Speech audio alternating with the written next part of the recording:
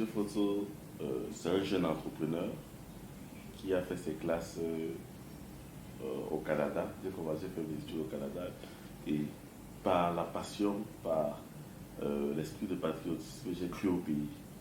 Après plus de 12 années passées au Canada, je suis rentré au pays et m'ai lancé dans l'agriculture. Et dans l'agriculture, j'entre dans l'agriculture par mon père qui aussi est un passionné d'agriculture, qui m'a aussi accompagné et d'où nous sommes arrivés à ce niveau-là. D'autre part, M. Fosso, c'est un père de famille, un mari, marié et père de 4 enfants. Comment décrivez-vous votre journée de travail? Ma journée de travail s'est divisée à plusieurs secteurs, à plusieurs niveaux. Nous sommes ici d'abord la direction générale où nous gérons nos différentes allées de production, qui est l'achat, la production et la plantation. L'entreprise AgroJH emploie combien de personnes à l'heure actuelle? À l'heure actuelle, nous sommes dans une soixantaine de personnes. Mais ça, c'est direct. L'entreprise aujourd'hui est, comme j'ai dit au début, pluridisciplinaire. Nous avons à notre charge aujourd'hui près de 60 employés directs et près de 90 indirects parce que nous avons des contractuels. Comme notre activité est saisonnière. Donc pendant la saison, nous faisons appel à certaines personnes qui vont renflouer notre équipe et nous comptons vraiment une 80aine d'employés. Et avec la nouvelle structure qui est en train de se mettre en place, la nouvelle usine, nous allons encore augmenter, nous aurons un chiffre exact. Mais AgroJH aujourd'hui, c'est une soixantaine d'employés. Quelles sont les difficultés rencontrées par AgroJH? La difficulté que AgroJH rencontre au quotidien aujourd'hui, c'est celle de la main-d'œuvre. Parce qu'aujourd'hui, avec l'avènement de la Chine avec les motos, les jeunes sont moins enclins au travail de la terre et ils préfèrent plus les travaux des mototaximans et tout ça là. Mais avec tout ce qui se passe, avec tous les développements qui se passent aujourd'hui, les jeunes sont en train de comprendre que la terre ne ment pas, que l'agriculture nourrit son homme. Et c'est ce que je veux dire aux jeunes aujourd'hui. Croyez à l'agriculture, car on peut ne pas boire la bière pendant 10 mois, on ne peut ne pas manger pendant 3 jours. Il y a 3 repas par jour. On ne peut pas remplacer l'agriculture, parce que tout être humain mange, même les animaux. Comment faire pour devenir producteur dans le secteur de l'agro? Dans le secteur de l'agro, pour devenir producteur, premièrement, d'abord, il faut commencer par acquérir des terres. Et quand nous parlons d'acquérir les terres, ce n'est pas nécessairement de les acheter, nous pouvons aussi les louer. Vous pouvez les louer et commencer votre activité. Au fur et à mesure que vous développez votre activité, vous pouvez maintenant acquérir des terres avec les bénéfices que vous gagnez quand vous avez fait de location. Vous pouvez être dans les... Il y a différentes cultures. Ça dépend des moyens que vous allez avoir à votre disposition pour commencer. Il y a les cultures qu'on appelle les cultures vivrières, les cultures de 3 mois, les cultures de 4 mois, 5 mois, comme le maïs, comme la tomate, comme les pastèques. Les cultures qui rapidement ont rentabilisé. Les cultures pérennes comme ce que nous sommes. Nous sommes dedans, le cacao, le café et l'huile de palme, les palmiers à huile. Donc vraiment, pour se lancer, il faut d'abord, ne croyez pas qu'il faut se lancer avec d'énormes fonds, mais il faut quand même constituer un petit capital et se lancer petit à petit et vous y arriverez. Mais commençons, il faut d'abord commencer à avoir les terres. Le secret, c'est les terres. Et après les terres, vous labourez vous-même et vous allez vous en sortir. Selon mon expérience.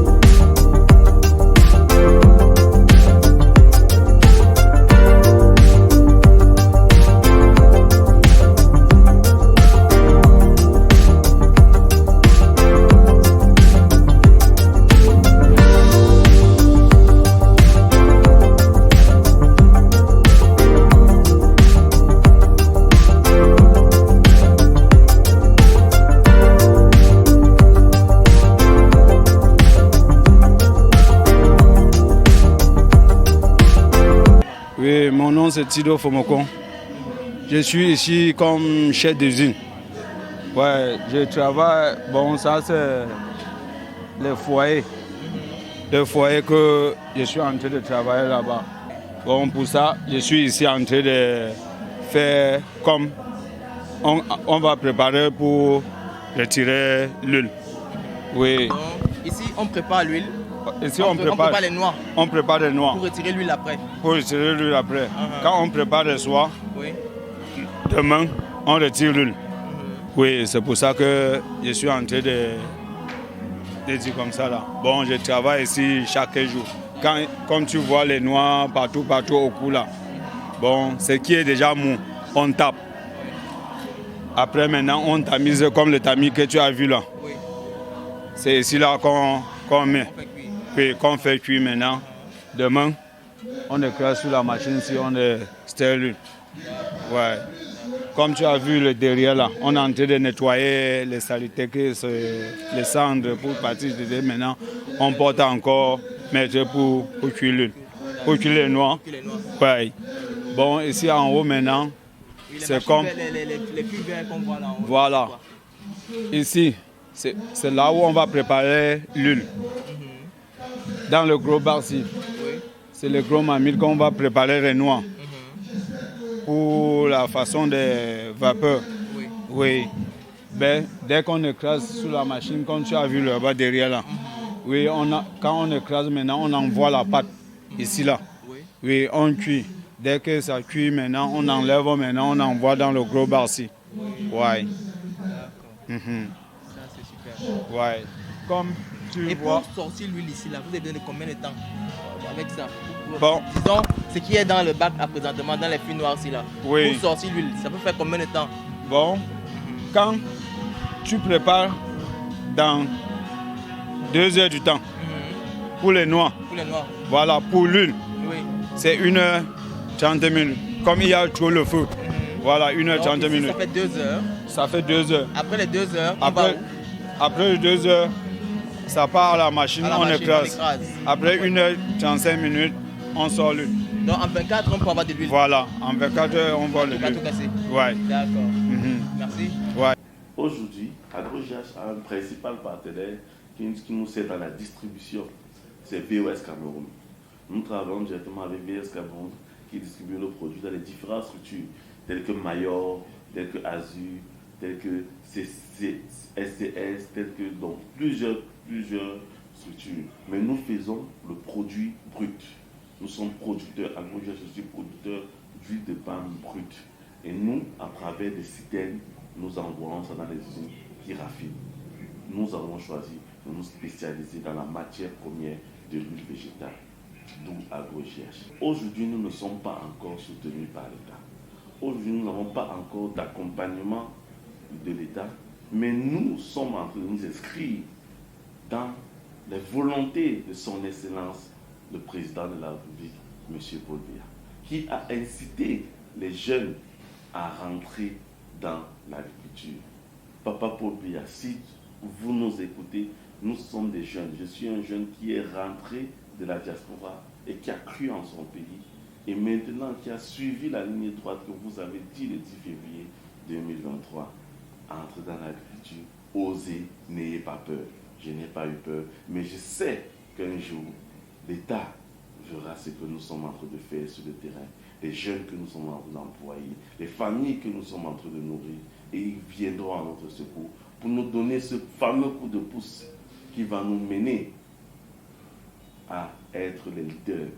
Pas les leaders pour d'autres pays, les leaders pour le Cameroun, les leaders pour cette jeunesse qui a besoin de croire et d'avoir des bons exemples, pas des exemples d'influenceurs, mais des exemples de travail acharné et travail discipliné et travail rigoureux. Nous nous inscrivons dans cette ligne droite. Merci beaucoup. Nous attendons l'aide de l'État et nous savons que selon ce que le président Paul ne peut pas mentir, il va nous donner.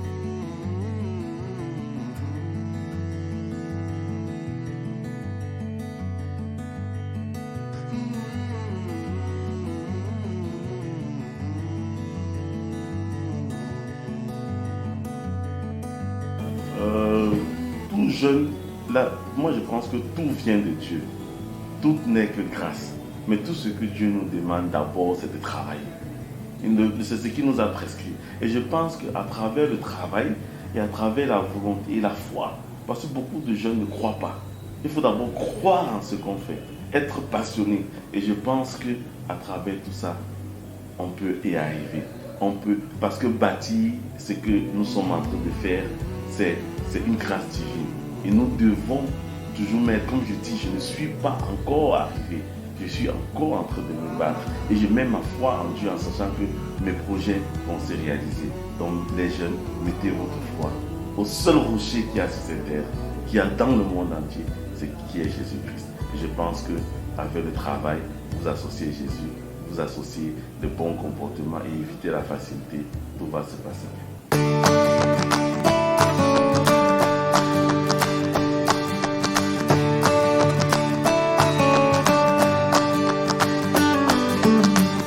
Le conseil que je donnerai à la jeunesse, c'est d'abord d'éviter tout ce qui est, d'éviter la facilité.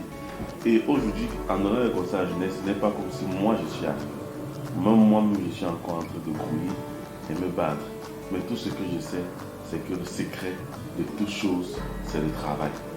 On ne dit pas qu'on ne peut pas tomber, on peut tomber, mais le secret, c'est se relever. C'est le travail. Et nous tous, parce que moi-même, je m'inclus encore dedans en tant que jeune, et nous tous, nous devons travailler. Travailler pour relever cette nation, travailler pour relever ce pays.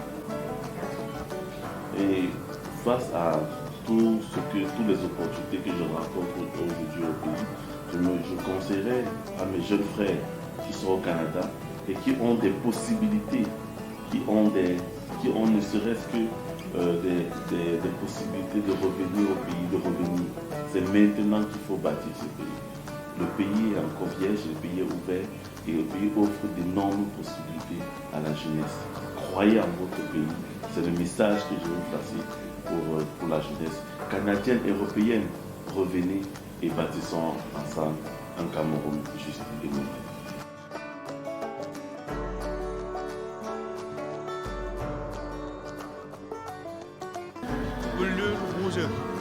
Je suis en train de travailler comme ça là pour mettre le mouchakou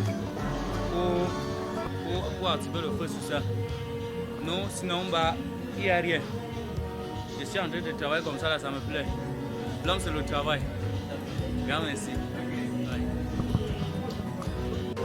Alors nous sommes là à un atelier de fabrication d'huile de palme. Alors, en fait ici je suis maçon. Okay. Par exemple, comme œuvre que nous avons, moi j'ai réalisé comme maçon, il y a les briquettes là, il y a le dallage de sol sur lequel je suis placé. Bon, il y a aussi la charpente. La charpente, oui, on a réalisé. Comment se passe le travail avec le propriétaire? En fait, le travail avec le propriétaire, ça se passe bien, il n'y a pas de retard de paye. C'est respecter la paye. Parce qu'ici, on paye chaque samedi. Donc on travaille, on paye chaque samedi.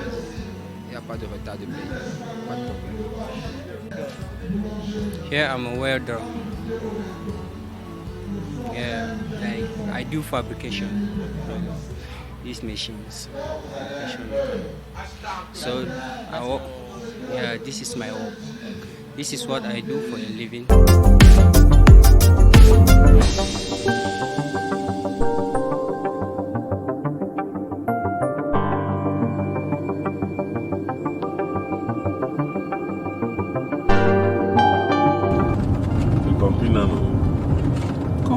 Tombé de la chefferie. C'est combien de kilomètres de toi là? Là, vraiment, c'est une question vraiment piégée. Une trentaine de kilomètres de toi là.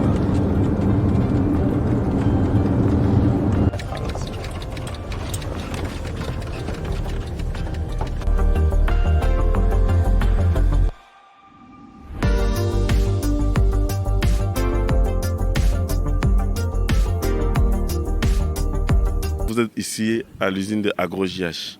Cette usine comprend un pont bascule et un entrepôt, un hangar avec des machines. les machines de presse, et les clarificateurs, les chaudières.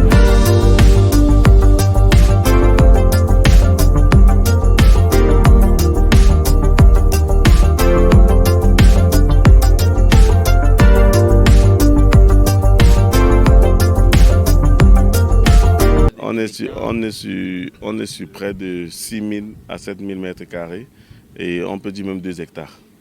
Oui. L'exploitation c'est sur 6 000 mais c'est une grande 2 hectares. Nous voyons des camions sortir là. Et où est-ce qu'ils vont ces camions avec Les camions, ce sont nos camions. Ce sont nos camions qui nous servent à aller chercher les noix dans nos plantations et chez les clients. Les camions appartiennent à AgroJH.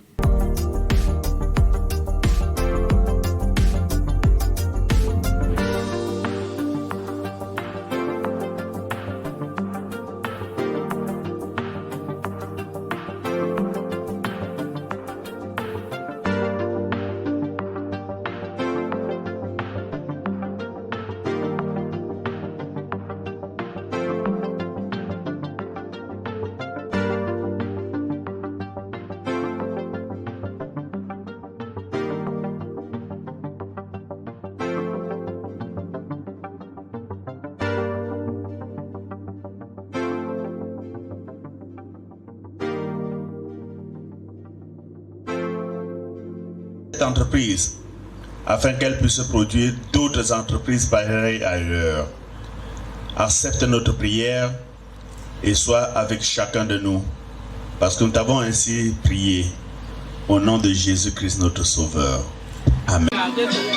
Oui, je crois que mes impressions sont très bonnes parce que quand nous regardons dans la Bible a toujours encouragé l'initiative des jeunes. Par exemple, dans le livre de 1 Timothée, chapitre 4, verset 1, on dit que personne ne méprise ta jeunesse, mais sois un modèle. Et en tant que pasteur, en tant que leader de l'Église, cela vraiment me donne beaucoup de courage à demander aux jeunes de l'Église d'imiter l'exemple de Jean Hervé.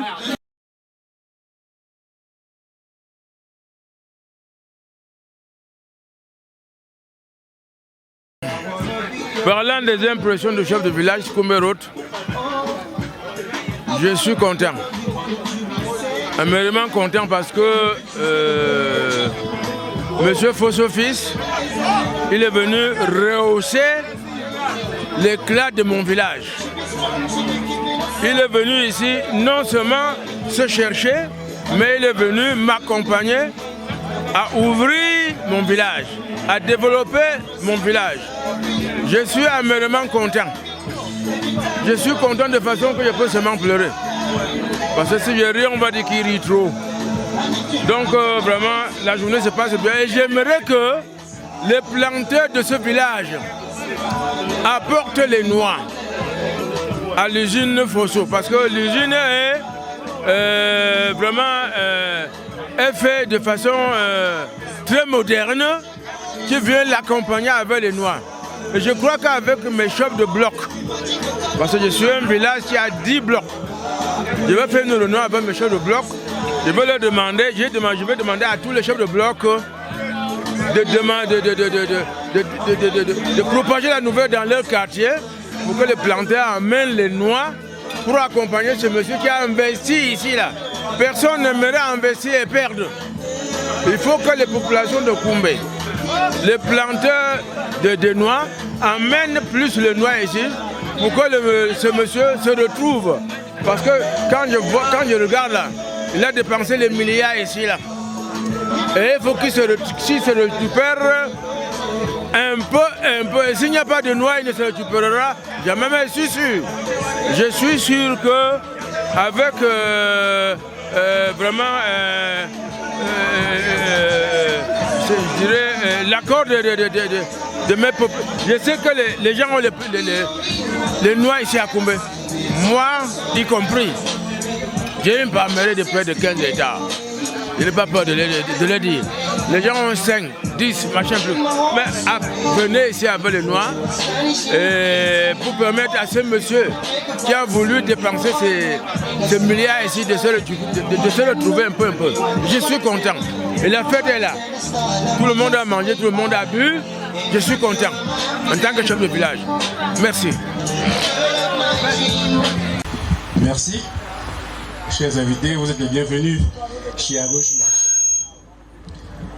J'ai rencontré Hervé, mon frère, par le truchement de ma petite sœur il y a 1 an et demi.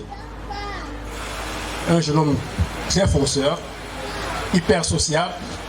Et puis en plus d'être des frères, nous sommes devenus des amis. C'est de cette amitié qu'est née cette usine. Donc je ne vais pas être avare à vous demander d'applaudir pour lui et moi, s'il vous plaît. Merci. On n'attendait pas autant de monde, de personnalités, franchement. Au bout de l'attente, on est satisfait. Je veux remercier papa et maman d'avoir su guider les pas de leur fils, qui malgré avoir fait ses études de l'autre côté, il n'y en a pas beaucoup qui choisissent de revenir. Hein.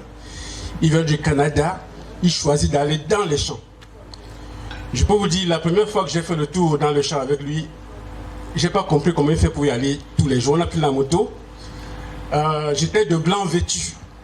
Je ne savais pas qu'il y avait autant de poussière. Il passe me prendre dans la maison, il me voit tout en blanc, il se met à rire. Il ne me dit pas pourquoi il rit, je ne sais pas ce qui se passe. Et puis on arrive à Combé, à Compina, on gare, il me dit on continue en moto. Je dis quoi? Il dit on continue en moto. Je n'ai pas l'habitude de monter des motos, mais on a ce qu'on appelle bâché. On a bâché. On a fait 10 km, c'est presque 10 km. Franchement, chaque fois que je pensais qu'on est arrivé, on n'est pas arrivé. Mais la deuxième fois qu'il m'a appelé, il dit non, je ne viens pas. Et je n'ai pas donc compris comment quelqu'un qui a passé une dizaine d'années au Canada choisit de rentrer et d'aller dans les champs. C'est vraiment pas évident. AgroJH est une entreprise partenaire. Nous, on est VOS. On est marié à AgroJH autour de ce projet. D'accord? AgroJH, comme j'ai expliqué tout à l'heure, j'ai rencontré le promoteur il y a 2 ans. J'ai senti en la personne quelqu'un qui voulait avancer. Comme moi, je suis un fonceur, je lui ai dit ok, je vais t'accompagner. Et c'est ensemble qu'on a réussi à faire ce projet. Voilà. C'est un ami, c'est un frère, c'est tout. C'est surtout un ami. D'accord? Voilà. Merci. C'est une société, une structure à croissance rapide. Et dans la mesure où, en moins d'1 an d'existence, nous n'avions qu'un pressoir et actuellement, nous sommes en industrie. Donc, nous avons connu, grâce au support des fournisseurs, des clients, une croissance fulgurante. Et nous pensons que ce support va continuer. Bien, au niveau de notre personnel, nous avons 2 types de personnel. Le premier type, c'est des employés permanents, donc qui constituent le noyau dur de nos employés, de nos effectifs. Et bien entendu, à côté d'eux, il y a les employés saisonniers. Vous êtes sans ignorer que l'huile de palme est une activité saisonnière. Donc nous ne saurions recruter une masse de personnes que nous ne saurions entretenir tout au long de l'année. Donc l'activité commence avec la saison et s'achève avec la saison. L'ancien pressoir. Donc nous l'avons conservé, mais nous l'avons modernisé également. Si bien que ce soit au niveau de la cuisson des noix, que ce soit au niveau de la presse. Donc pour hâter, accélérer le traitement des noix pour que nos fournisseurs passent le moins de temps possible chez nous.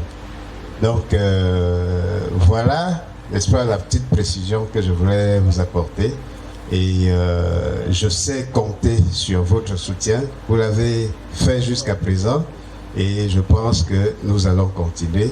Je peux vous garantir que vous ne serez pas déçus. Je suis très fière, je suis très émue même que nous avons pu, de tout ce que Jean-Eva a pu réaliser jusqu'ici.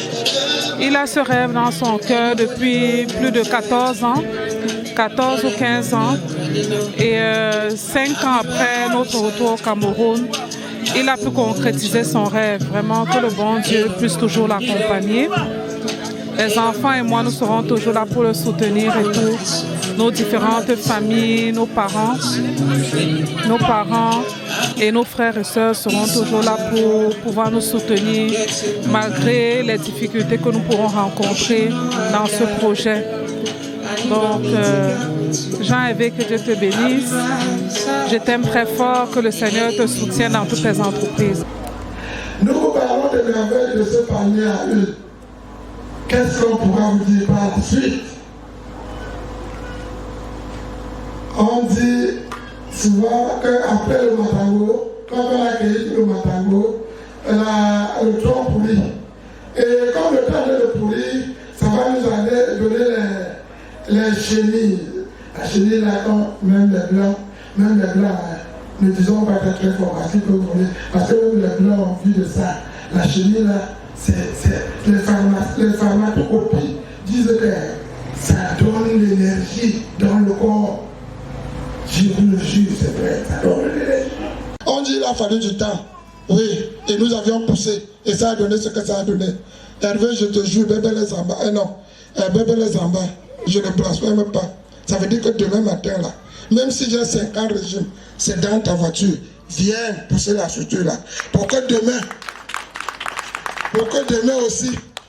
aussi, tu grandis comme les blancs là. Excusez, je ne suis pas tribaliste ou raciste.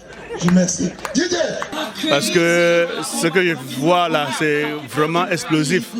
C'est une occasion aussi pour faire comprendre à la jeunesse, comme nous voyons dans la Bible, le jeune homme riche. Vous pouvez être chrétien jeune et être riche. Donc il faut vraiment travailler dur pour quitter la pauvreté et pour vivre dans l'aisance. Parce que Dieu aimerait que nous puissions vivre vraiment dans l'aisance. Ça c'est très très encourageant pour la jeunesse et je souhaiterais que la jeunesse de l'Église puisse suivre cet exemple. Merci vraiment, c'est très très encourageant ce qu'on voit là. Merci beaucoup. Merci.